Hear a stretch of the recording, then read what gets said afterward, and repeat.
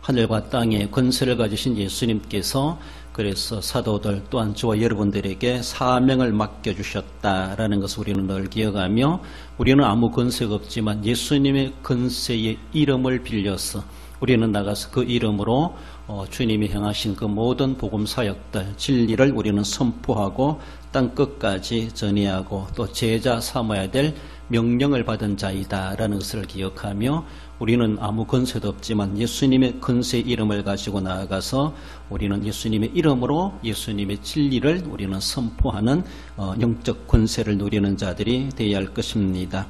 이제 마가복음에 들어와서 이제 광야의 소리 요한에 대해서 먼저 살펴보는데, 마가복음은 다른 사복음서에 비하여서 가장 일찍 기록되었다, 그렇게 보기도 합니다. 마가복음은 예수님의 이론적인 설교 내용들, 이런 것들은 별로 많이 나오지 않고 사건 위주로 그렇게 기록된 것을 볼 수가 있죠. 또 예수님의 탄생에 대한 것도 기록이었고 예수님의 사생에 대해서는 언급하지 않는 것을 볼 수가 있죠. 곧바로 세례 요한이 등장하며 또 예수님이 등장하며 사역해 가시는 3년 동안 공생에 사역해 가신 것을 지금 사건 중심적으로 기록된 것을 볼 수가 있습니다. 마가라고 하는 사람은 예수님의 직접적인 제자가 아니죠.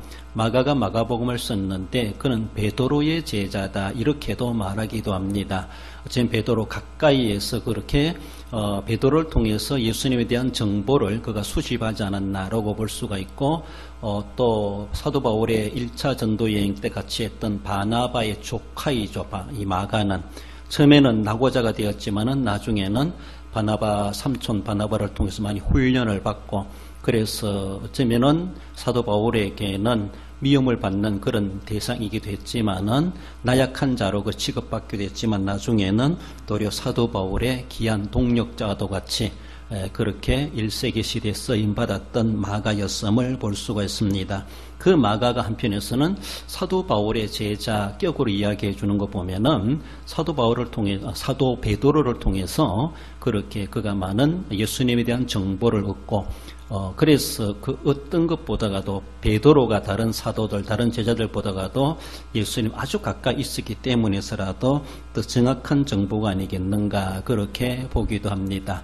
일찍 기록된 복음서다, 이렇게 말을 하기도 하며, 다른 복음서 기자들은 이 마가복음을 또 참조하지 않았겠는가, 그렇게도 이야기하기도 합니다.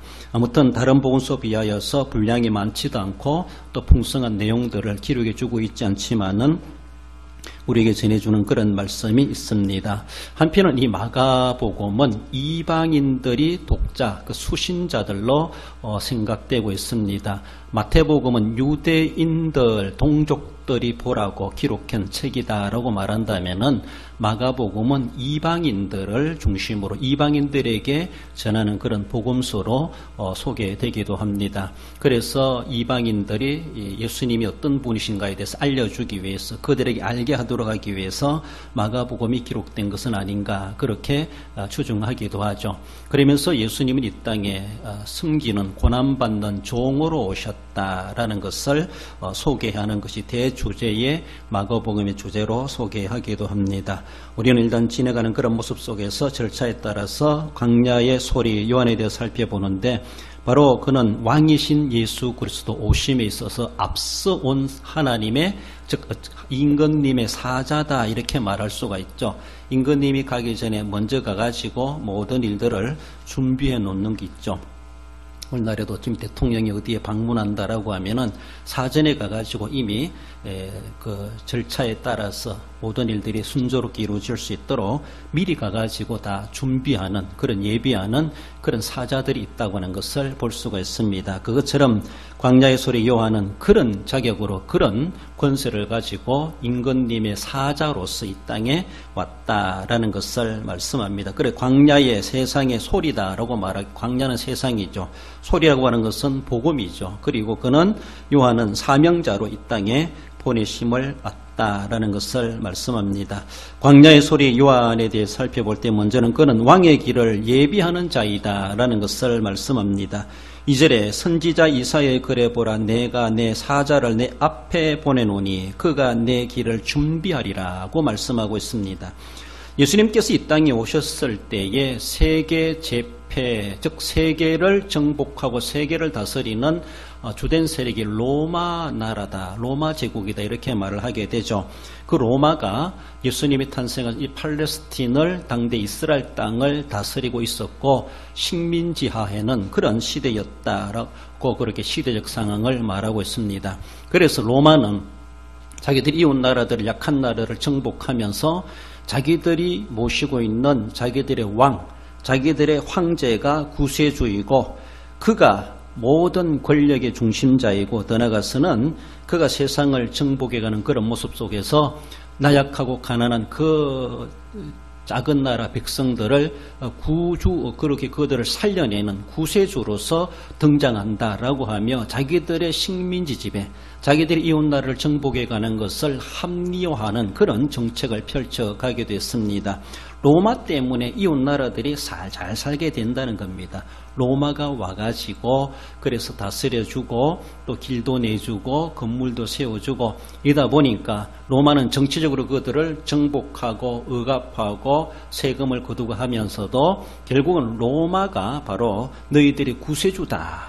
로마가 이 세상의 진정한 왕이다. 그 로마가 우리의 문제를 해결해 줄, 로마 황제가 우리의 문제를 해결해 줄 구세주다라고 하며 자기들의 정복에 대해서 그렇게 합리화해 갔던 로마 제국이었다라는 것을 보게 됩니다.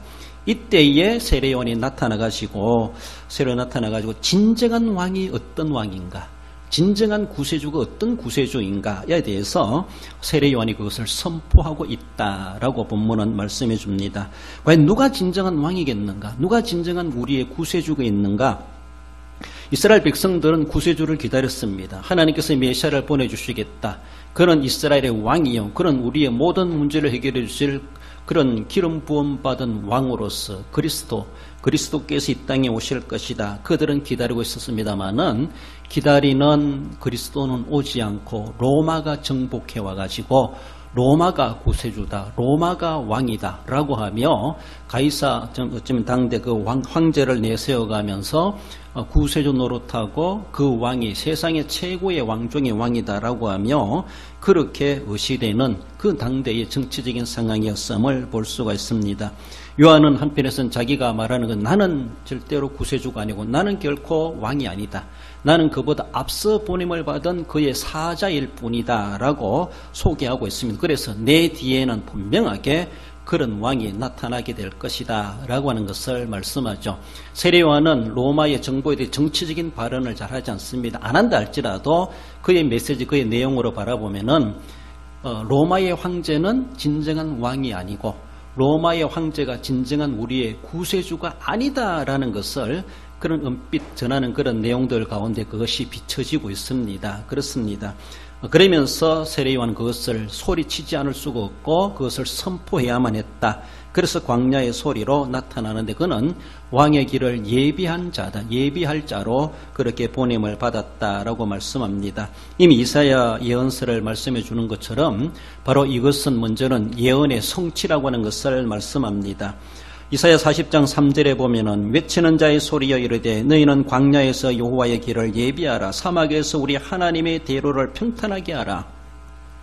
예수님이 탄생하시기 전 약 750년 전에 사역했던 이사야로 연대적으로 그렇게 계산이 되기도 합니다. 이사야가 그렇게 예언했습니다. 광야에 외치는 자의 소리가 있을 것이다 라고 하며 그렇게 어쩌면 세례요한이 등장에 대해서 이미 이사야 선지자는 그렇게 예언을 했습니다. 그래서 임금이 오시는 것, 더 나아가서는 임금보다 앞서오는 임금의 사자, 세례요한이 등장하는 것은 그저 얼떨결에 밑도 끝도 없이 등장한 사람이 결코 아니라는 겁니다.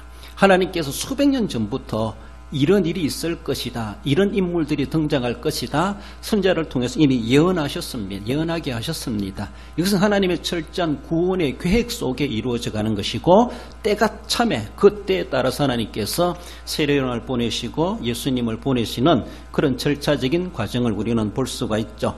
사전 통보되었습니다. 사전 고지되었습니다. 그저 가다가 아무렇게나 내려가지고 내가 왔다 이렇게 하실 하나님이 결코 아니시라는 것이죠. 이 세상에 이미 수백 년 전부터 여러 선지자를 통하여서 그것을 어쩌면 여러 번이라고 말할 수가 있죠. 이렇게 왕이 오실 것이다. 그 왕을 맞이할 준비를 해야 된다.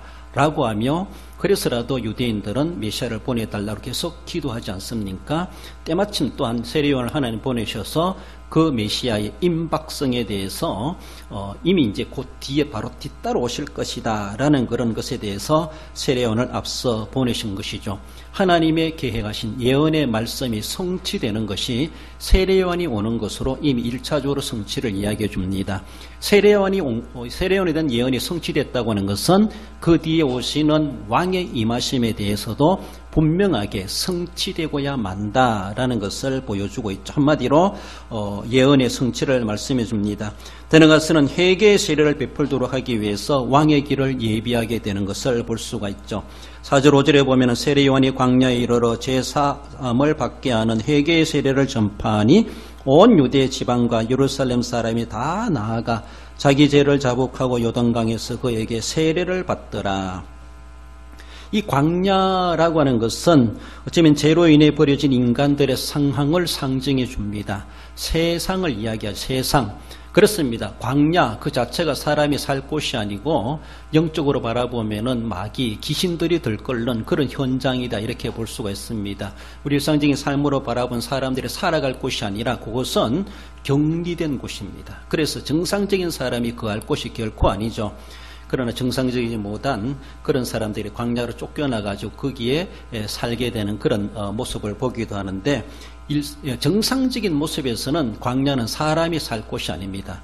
들짐승들이 우글거리는 곳이고 마귀의 처소로도 상징되는 것이 바로 광야입니다. 그렇습니다. 그런데 요한이 광야에 이르러 이 실제적인 유대 광야를 이야기하지만은 상징적으로는 오늘 우리가 살아가는 이 세상의 상황이 그런 광야도 같다라는 겁니다.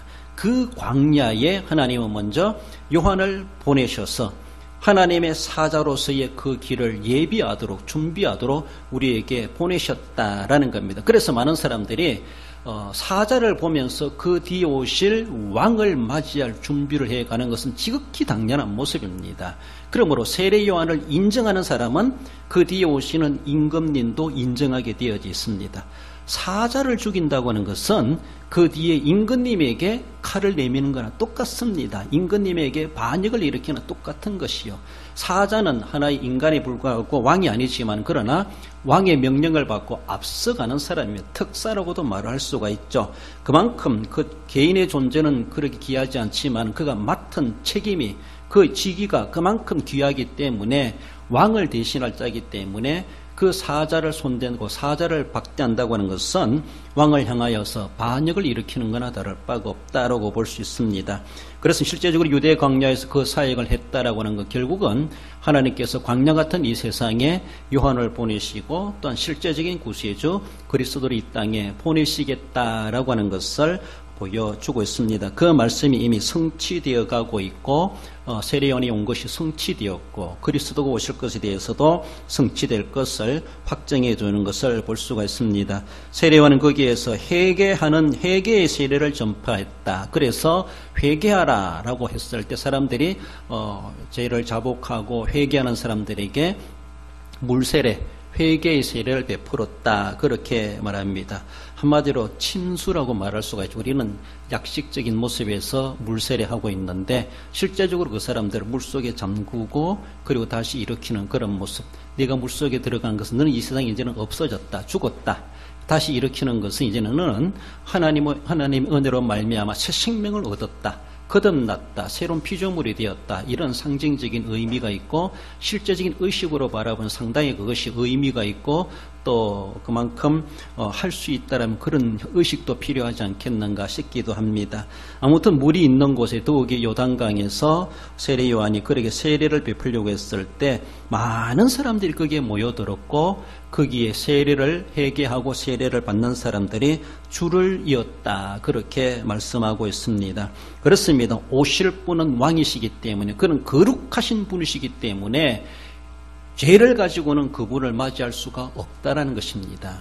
그렇습니다. 거룩하신 분이시기 때문에 우리가 귀한 손님 올 때 방 청소도 하고 내 얼굴도 곱게 단장하고 이것이 예의죠. 그렇지 않습니까?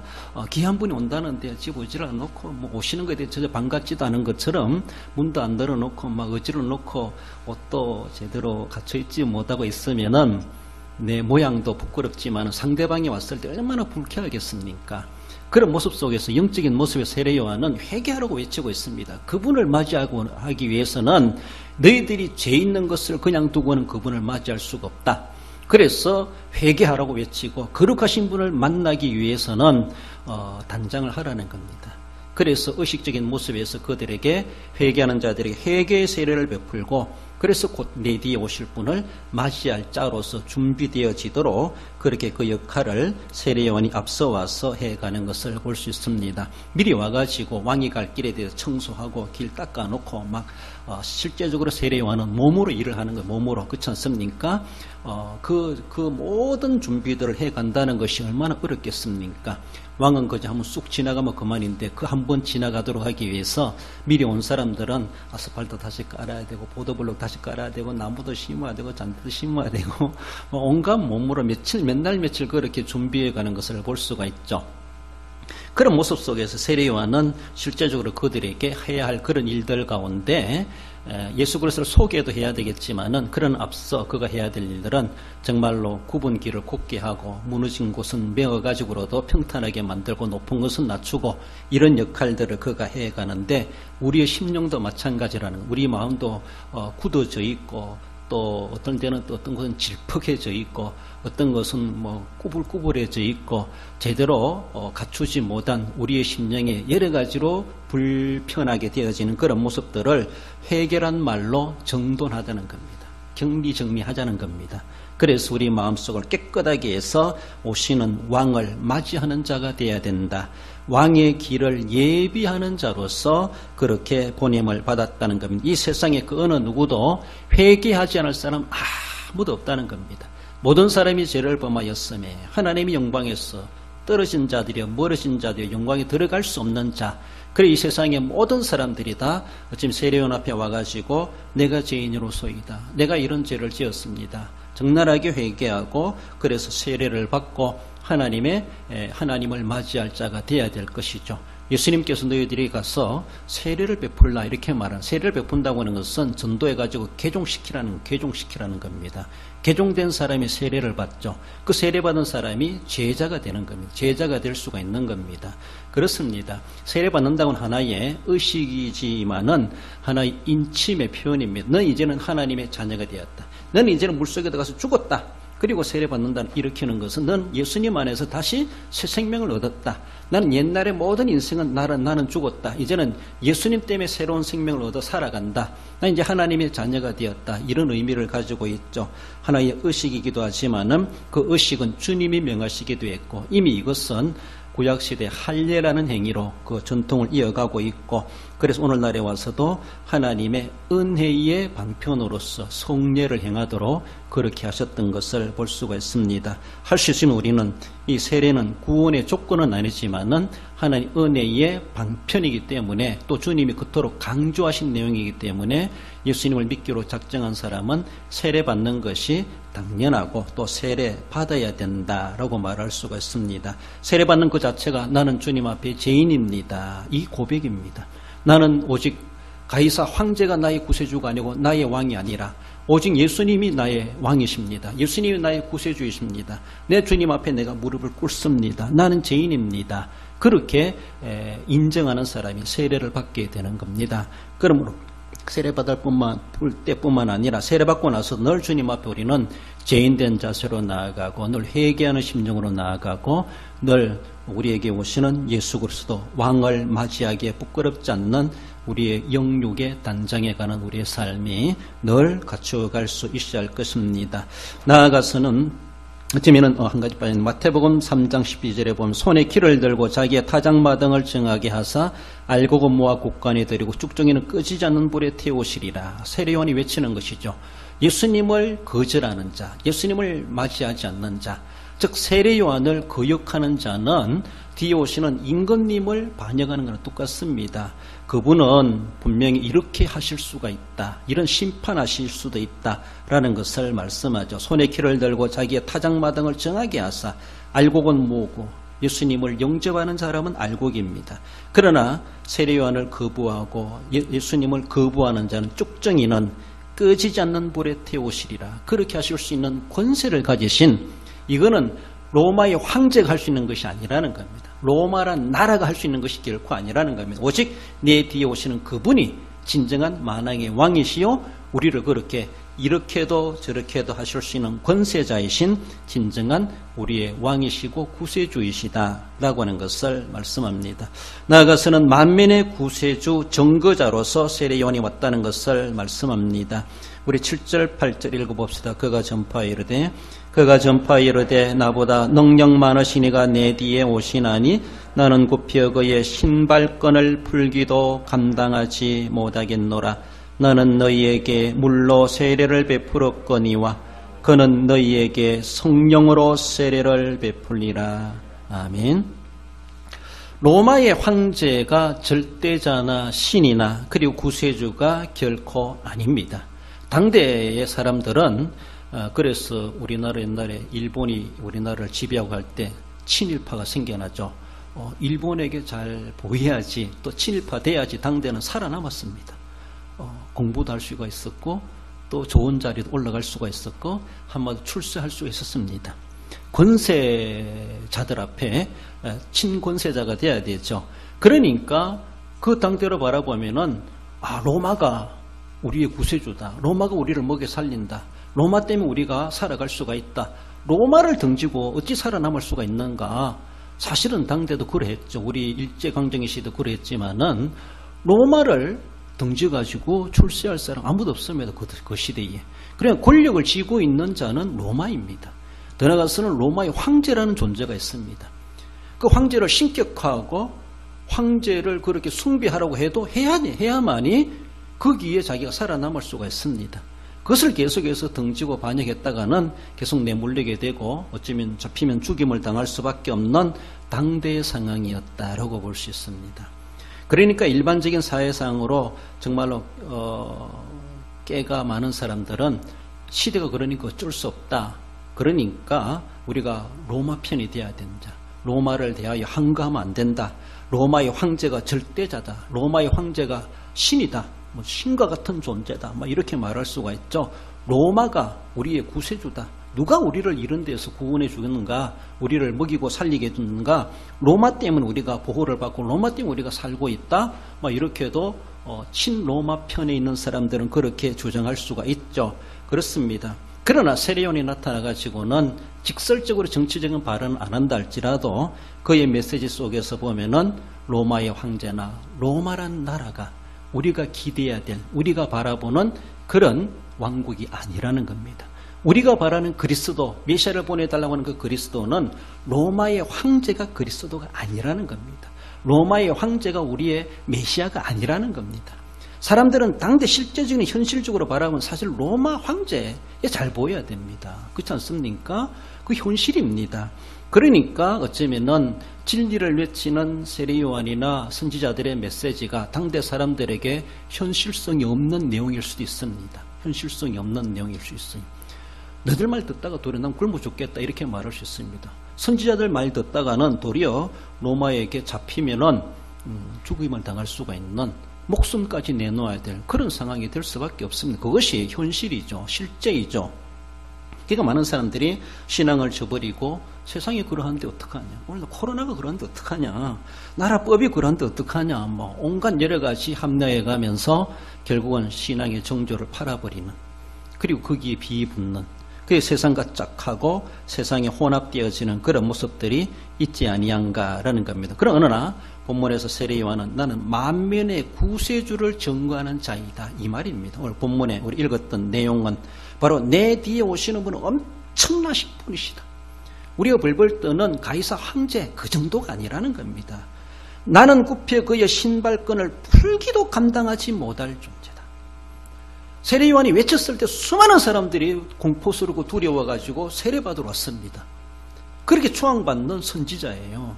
어쩌면 약 400년 동안 말라기 선지자가 끝나고 나서 마태복음이 시작되기까지 세례요한이 등장하기까지 400년의 세월이 흘러가는데 하늘문이 닫힌 시대였다 이렇게 봅니다. 하나님의 계시가 중단된 시대, 어둠이 깜깜한 시대. 그러면서 사도 요한은 한 줄기 빛이 하늘에서 시작되었다 하면서 빛으로 오신 예수님에 대해서 말해주지 않습니까? 그만큼 영적으로 말라기 선지자가 끝난 이후에 400년 세월이 흘러가면서 걸출한 선지자가 제대로 나타나지는 않았습니다. 더욱더 유대 사회는 깜깜해졌어요. 사실 깜깜할수록 한 줄기 빛이 강인합니다. 그렇지 않습니까? 그런 모습에서라도 사도 요한은 요한복음에서 예수님을 빛으로 오신 분에 대해서 그렇게 소개해 주기도 하는데, 그만큼 세례요한이 등장하기까지 많은 사람들이 하나님에 대한 말씀을 갈구했던 시대였습니다. 그런데 세례요한이 나타나서 외치니까 네가 당신이 그리스도냐 이렇게 말할 정도로 사람들이 그렇게 반겼습니다. 그렇게 사모했던 선지자 같은 선지자가 나타났을 때 많은 사람들이 그 앞에 와가지고 회개를 하고 세례를 받고 그러니까 세례 요한을 걸출한 그런 선지자로 위대하게 보지 않습니까? 근데 세례 요한은 나는 아니다. 그리고 나는 내 뒤에 오시는 분이 비하여서 생각해 볼 때 나는 그 앞에 무릎을 꿇고 그의 신발을 만져주는 일을 한다 할지라도 나는 감지득지할 사람이다. 너희들은 나를 대단한 사람처럼 보는데 내 뒤에 오시는 분은 정말 더 대단하신 분이다. 이런 식으로 비교적으로 그날 말씀해 주고 있는 것은 너희들이 지금 가이사 황제에게 그리고 로마에게 붙어가지고 먹고 살려고 하느냐? 그가 우리의 구세주가 아니고 그 나라가 로마 나라가 우리 나라를 구원해 줄 나라가 아니다라는 것입니다. 그것을 내포하고 있는 것이 바로 예수님이 오실 예수님은 어떤 분이신가라고 하는 것을 그렇게 말씀해 주고 있습니다. 자기 뒤에 오시는 그분이 진짜 경배받으실 분이시고 우리의 영적인 육적인 문제를 해결해 주실 진정한 구세주가 되신다라고 하는 것을 말씀하십니다. 맞습니다. 그러나 어쩌면 예수님이 오셨다고 해서 로마를 이기고 나라가 독립이 되고 세계에 없던 가는 이스라엘 나라가 되느냐? 사실 정치적인 왕으로 오신 분이 아니죠. 말 탈 수도 없어가지고 나귀 타고 예루살렘 입성하신 예수님의 그 가난한 모습, 어쩌면은 당대에도 뛰어난 그런 말이라든가 또 마차들도 많았을 텐데 예수님은 늘 도보로 다니시며 늘 그렇게 걸어 다니시는 그런 가난한 삶 속에서 복음 사역을 행하셨던 거 보면은 사람들이 흠모할 만한 것이 없는 예수님을 보면서 어찌 저가 우리의 구세주가 되고 우리 왕이 될 수 있겠느냐 인정하고 싶지 않겠죠. 그렇습니다. 그런 모습 속에서 많은 사람들이 예수님을 인정하는 사람도 있었지만은 인정하지 못하는 사람들도 많았다라고 볼 수 있습니다. 자꾸 현실적인 세상과 또 말씀과 비교해 볼 때 뭔가 괴리가 있습니다. 격이 있어요. 간격이 많아요. 뭔가 딱딱 맞아 들어가면은 정말 우리의 구세주인가 보다 우리의 왕이신가 보다 할 텐데 예수님은 무기력하게 로마의 병사에 끌려가 가지고 희롱조롱 당하고 십자가에 쳐죽임을 당하는 이런 꼴을 보고 있는 유대인들이 과연 예수님을 왕으로 구세주로 인정할 수 있겠습니까? 그들은 세상적인 문제 또 정치적인 임금을 기다렸기 때문에서라도 그렇겠지만은 그들의 시각이 달라서 그렇겠지만은 그러나 진정한 예수님이 세례요한이 증거했던 것은 그분이 바로 그분이다라고 하는 것. 결국은 예수님 부활하고 나서야 그래도 많은 사람들이 인정하게 되는 것을 보죠. 예수님 부활해도 그것도 못 믿는 사람들도 있었습니다. 어쩔 수 없죠. 그런 사람들은. 아무튼 예수님이 우리의 진정한 구세주이시고 우리의 육신 영육의 모든 생사하복을 주관하시는 진정한 구세주이시고 예수님만이 우리의 모든 인생의 문제를 해결해 주실 수 있는 근본적인 구세주이시다라는 겁니다. 로마가 당대는 그렇게 걸출한 나라였는지 모르지만은 로마도 망했습니다. 로마도 역사 속으로 사라져 버리지 않았습니까? 그래서 당대는 그렇게 큰 나라였고 구세주 같은 나라 같이 보였지만은 세례요한의 말씀대로 또 예수님 말씀대로 로마도 진정한 우리가 바라는 이상적인 하나님의 나라가 아니었고 로마의 황제가 하나님 보내신 결코 구세주가 아니다라는 것이 역사적으로도 이미 판정되고 있는 것을 봅니다. 사도행전 5장 30절 31절 읽어봅시다. 너희가 나무에 달아 죽인 예수를 우리 조상의 하나님이 살리시고 이스라엘에게 회개함과 제사함을 주시려고 그를 오른손으로 높이사 임금과 구주로 삼으셨느니라. 할렐루야. 그렇습니다. 사도들, 초대기의 사도들이 전했던 바로 우리가 믿는 예수님 어떤 분이신가, 그분이 진정한 우리의 임금이요 구주이시다 라고 하는 것을 그들은 당당하게 선포하지 않습니까?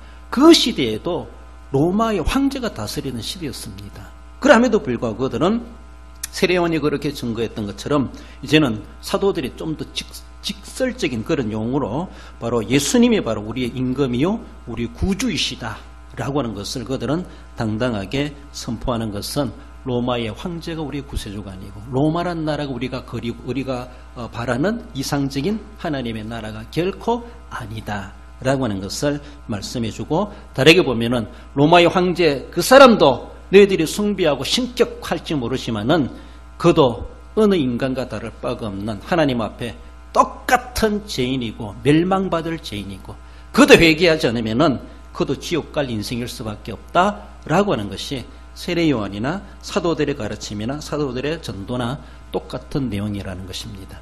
아무리 왕관을 막 두껍게 쓰고 모든 근세를 가지고 있는 건 왕같이 보이지 왕이라고 하지만은 그도 벗기는 하나의 인간일 수밖에 없고 하나님 앞에 가면은 전 하나 다 죄인일 수밖에 없다라는 것.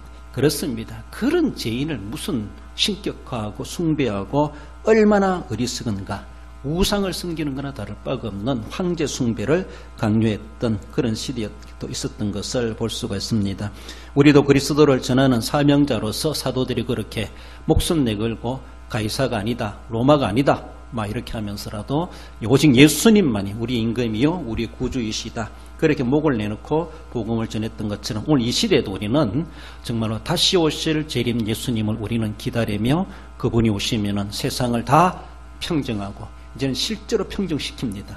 실제로 이제는 타작마당을 정하게 하사 알곡과 쭉정이를 가르시는 그때가 다가오고 있습니다.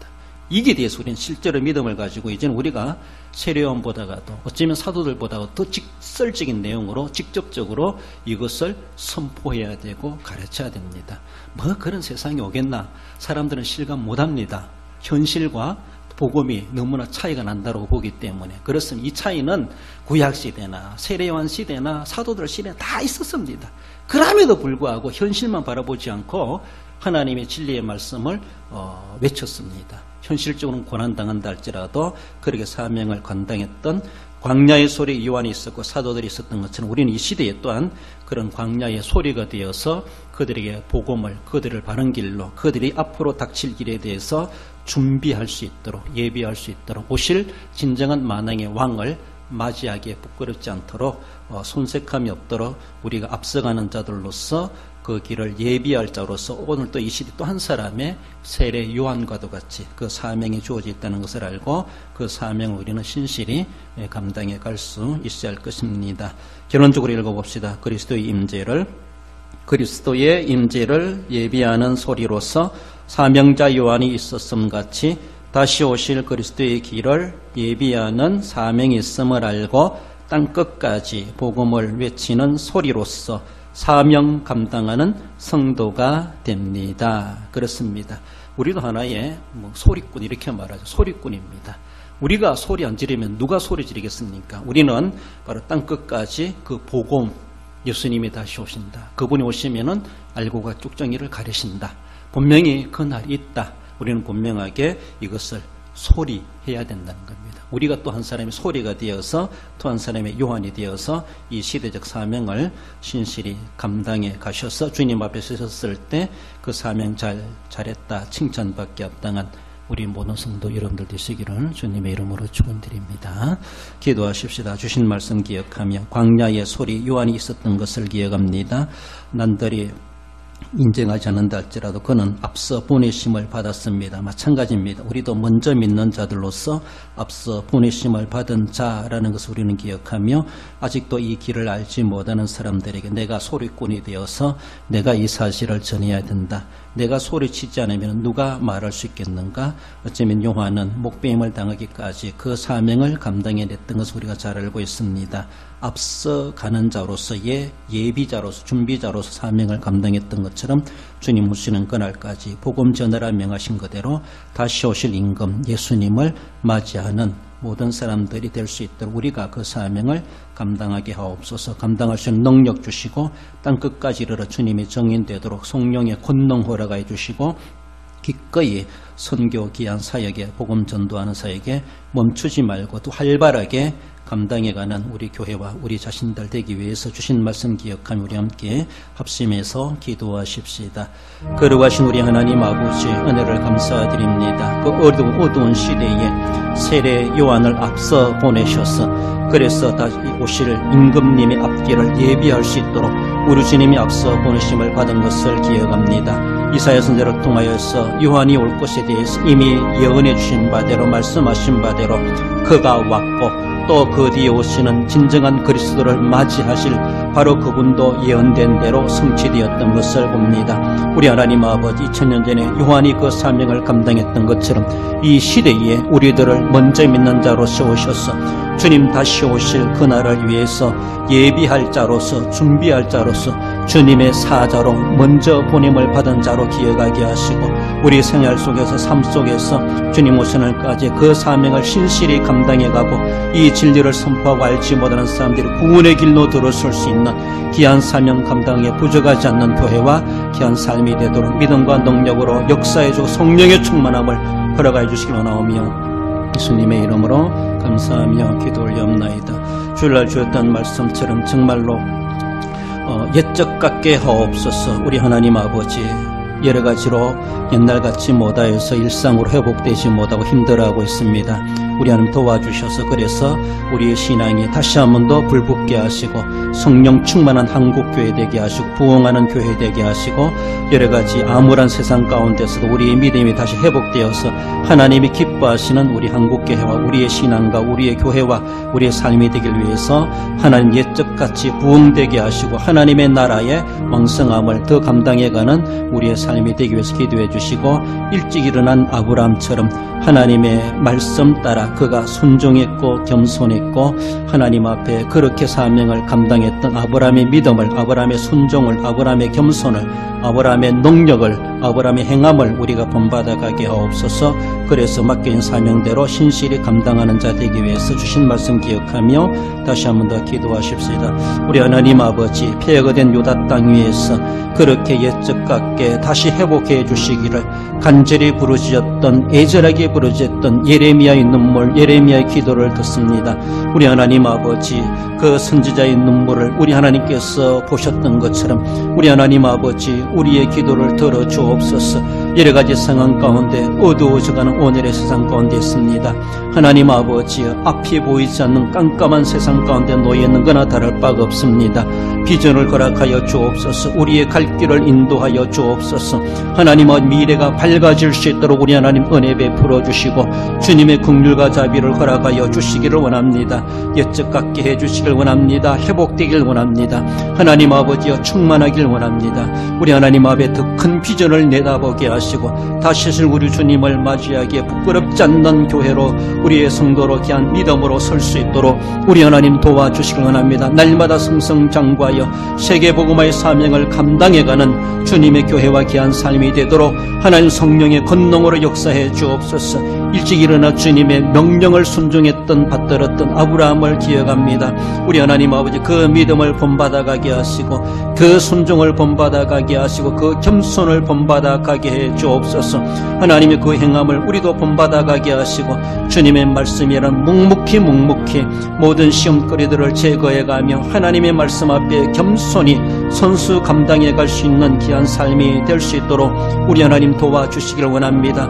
하나님께서 그가 경유한 줄을 알았노라 말씀하신 것처럼 우리 주님 앞에 그 한마디의 문구를 듣기 위해서라도 주님 앞에 인생을 걸고 책임을 다하여 사명 감당하려고 할 때 하나님이여 그 모든 시험거리 제거해 주시고 주님이 명하신 사명 신실히 감당해내고 주님 앞에 서섰을 때 잘했다 칭찬받기 합당한 아름다운 삶을 살아갈 수 있도록 우리 하나님 도와주시길 원합니다. 연약하여 부족하오니 은사와 능력과 권능을 허락하시고 기도하여 간구하여 나아갈 때 일절막에 틈타지 못하게 하시고 믿음으로 해쳐가며 승리하며 하나님 영광을 드러내는 귀한 사역들이 되어져 갈 수 있도록 우리 하나님이여 인도하시고 함께해 주옵소서.